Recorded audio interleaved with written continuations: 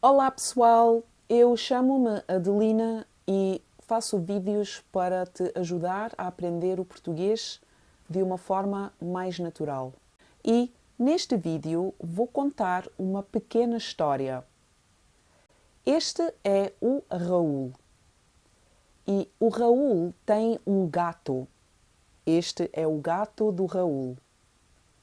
O gato chama-se Nico. O Nico é pequeno e é branco. O Nico gosta de dormir e de brincar.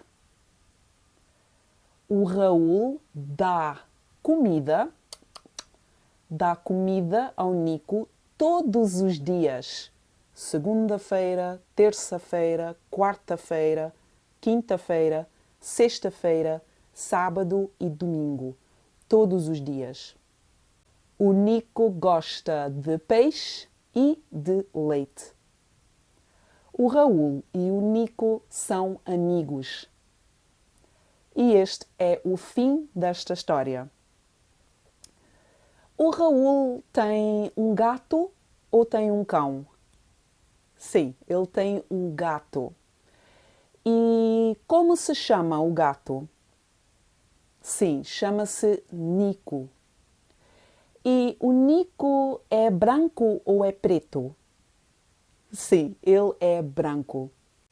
E o Raul dá comida ao Nico todos os dias ou só à segunda-feira? Sim, isso. O Raul dá comida ao Nico todos os dias. E o Nico gosta de peixe e leite ou gosta de bananas e maçãs? Sim, isso. Ele gosta de peixe e leite.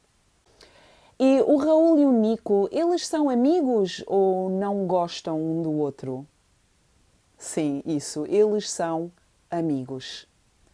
Não se esqueçam de deixar um like e um comentário e eu vejo-vos no próximo vídeo. Até já!